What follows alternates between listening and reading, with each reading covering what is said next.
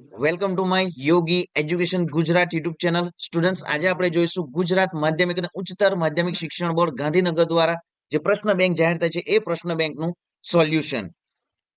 સમાવિષ્ટ પ્રકરણ છે 18, 19, 20, 21, 22 અને 23. વ્યાકરણ વિભાગ છે અલંકાર, છંદ, વિચાર વિસ્તાર અને અહેવાલ. નેક્સ્ટ જોઈએ હવે. અહીં જે પ્રશ્ન બેંક જાહેર થાય છે તમે સ્ક્રીન પર પણ જોઈ શકો છો વિદ્યાર્થી મિત્રો. સંપૂર્ણ પ્રશ્ન બેંક જે છે એમાંથી જ તમારા વર્ગ શિક્ષક પણ એકમ કસોટી જે છે 25 ગુણનું એમાંથી જ પૂછશે. તો ખાસ વિદ્યાર્થી મિત્રો સંપૂર્ણ જે ક્વેશ્ચનો છે એ ધ્યાનથી જોવા અને એમાં ક્વેશ્ચન આન્સર પણ ધ્યાનથી વિદ્યાર્થી મિત્રો સાંભળવું. તો જોઈએ. સૌ પ્રથમ તો અહીં જે જોડકા જોડો આપવામાં આવ્યા છે, નીચેના જોડકા યોગ્ય રીતે જોડીને ફરીથી લખો. કૃતિ છે અને અહીં વિશેષતા છે. ભૂખથી ભૂંડી ભીખ, તો સાચો આન્સર છે દુષ્કાળ. એક બપોરે, અ વેદના, વિરલ વિભૂતિ વ્યક્તિત્વ. નેક્સ્ટ જોઈએ ચાંદલિયો, તો સાચો આન્સર છે ડ નણંદ મારી વાડી માયલી વેલ્ય. હિમાલય એક સાહસ, તો સાચો આન્સર છે સદૈવ તલસી રહ્યો ગિરી હિમોતણી શાંતિને. નેક્સ્ટ જોઈએ લઘુ કાવ્યો, તો સાચો આન્સર છે દેશ, દીપક, દુર્લભ. નેક્સ્ટ જોઈએ સાહિત્યકાર અને સાહિત્ય કૃતિ પન્નાલાલ પટેલ, તો ડ સાચો આન્સર છે ભૂખથી ભૂંડી ભીખ. રાવજી પટેલ, તો સાચો આન્સર છે એક બપોરે. થર્ડ આત્માપિત અપૂર્વજી, તો સાચો આન્સર છે અહીં સાહિત્ય કૃતિ છે વિરલ વિભૂતિ.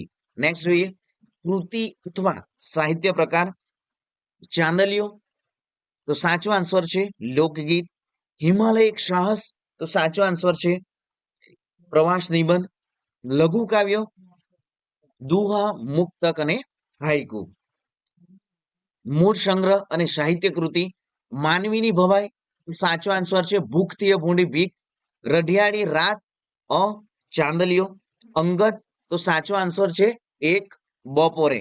જોઈએ નેક્સ્ટ બ વિભાગ. નીચે આપેલ વિકલ્પોમાંથી યોગ્ય વિકલ્પ પસંદ કરી ખાલી જગ્યા પૂરો.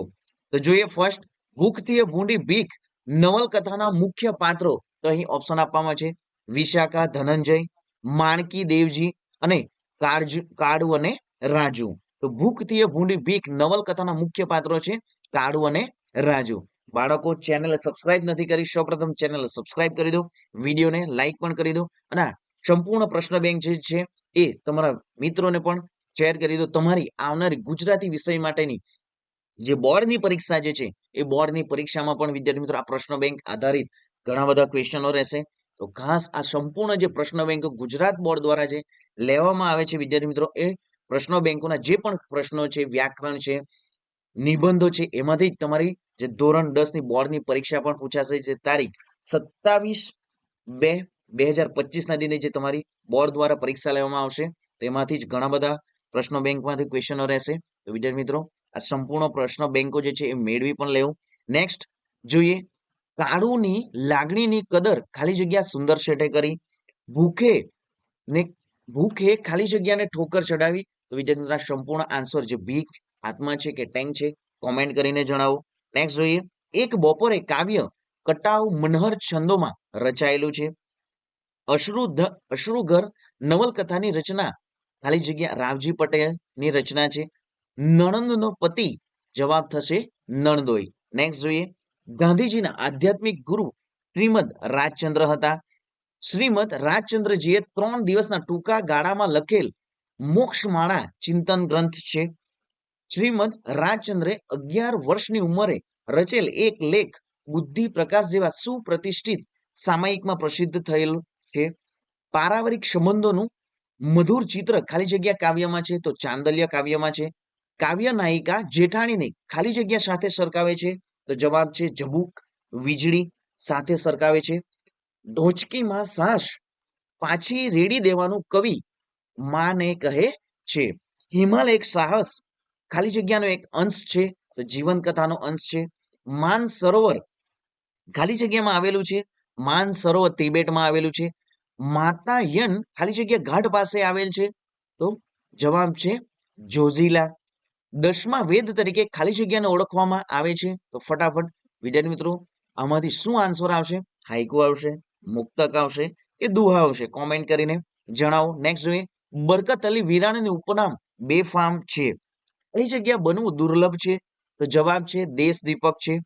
નેક્સ્ટ જોઈએ તો અહીં જે નીચે આપેલ પ્રશ્નના એક વાક્યમાં ઉત્તર લખો. કાળું ધર્મદાનું જે લેવા શા માટે આનાકાની કરે છે? પન્નાલાલ પટેલને જ્ઞાનપીઠ પુરસ્કાર તેમની કઈ નવલકથામાંથી મળ્યો છે? તો વિદ્યાર્થી મિત્રો આ પ્રશ્નો જે છે તમારી એકમ કસોટીમાં તો પૂછાશે જ, પણ આવનારી તમારી પ્રિલિમિનરી પરીક્ષાઓ માટે પણ ઉપયોગી રહેશે. નેક્સ્ટ જોઈએ હવે નીચે આપેલ પ્રશ્નોના 3-4 વાક્યમાં ઉત્તર લખો. તો અહીં પણ જે વિદ્યાર્થી મિત્રો આ પ્રશ્નો જે છે મોસ્ટ ટાઈમપી છે, ખાસ જે તમારી બોર્ડની પરીક્ષા માટે પણ ઉપયોગી રહેશે. નીચેના પ્રશ્નના 7-8 વાક્યમાં ઉત્તર લખો. ભૂખ ભૂંડી ભીખ કૃતિને આધારે સ્ત્રી પાત્ર રાજુનું પાત્રાલેખન કરો. ગાંધીજી અને શ્રીમદ રાજચંદ્રના આધ્યાત્મિક સંબંધ વિશે લખો. ચાંદલ્ય કૃતિમાં વ્યક્ત કાવ્ય નાયિકાના સ્વજનો માટેનો ભાવ વર્ણવો. નેક્સ્ટ જોઈએ હવે વિધાનની બાજુમાં આપેલ સૂચના મુજબ લખો. હિમાલય સૌંદર્ય એટલે હિમાલયનું સૌંદર્ય અલંકાર ઓળખાવો. વર્ણાનુપ્રાસ અલંકારનું ઉદાહરણ લખો. મારું બંધારણ સૂત્ર ય મ ન શ ભ લગા છે તો હું કોણ? તો જવાબ થશે શિખરણી. મારી પ્રથમ પંક્તિમાં 16 અક્ષર અને બીજી પંક્તિમાં 15 અક્ષર છે. કુલ 31 અક્ષરથી બનેલું હું. મારો 31મો વર્ણ ગુરુ છે. મને ઓળખી બતાવો. તો જવાબ થશે મનહર છંદ. તો અહીં વિદ્યાર્થી મિત્રો અહીં અલંકાર અને છંદ વિશે પણ ઘણા બધા ઉદાહરણો પણ આપવામાં આવ્યા છે. તો ખાસ વિદ્યાર્થી મિત્રો ધ્યાનથી સાંભળવા અને તમારી નોટબુકમાં પણ લખી લઉં. ખાસ આ બોર્ડ માટે પણ મોસ્ટ ટાઈમપી છે. વ્યાકરણ વિભાગ માટે નીચેની પંક્તિઓને છંદને ઓળખાવો. કાળી ધોળી રાતી ગાય પીએ પાણી ચરવા જાય. નેક્સ્ટ જોઈએ તો પાને પાને ઓઢી રાત. તો આ પ્રમાણે તમારા વ્યાકરણ વિભાગમાંથી પણ વિદ્યાર્થી મિત્રો તમારા વર્ગ શિક્ષક આજે એકમ કસોટી લેશે. તો વિદ્યાર્થી મિત્રો સંપૂર્ણ પીડીએફ મેળવવા માટે ટેલિગ્રામ ચેનલમાં જોડાઈ જાઉં અને ચેનલ સબસ્ક્રાઇબ નથી કરી સૌપ્રથમ ચેનલ સબસ્ક્રાઇબ કરી દો, વિડીયોને લાઇક પણ કરી દો. મળીશું નેક્સ્ટ વિડીયોમાં નવી જ્ઞાન નવી માહિતી સાથે. જય હિન્દ વિદ્યાર્થી મિત્રો, વંદે માતરમ.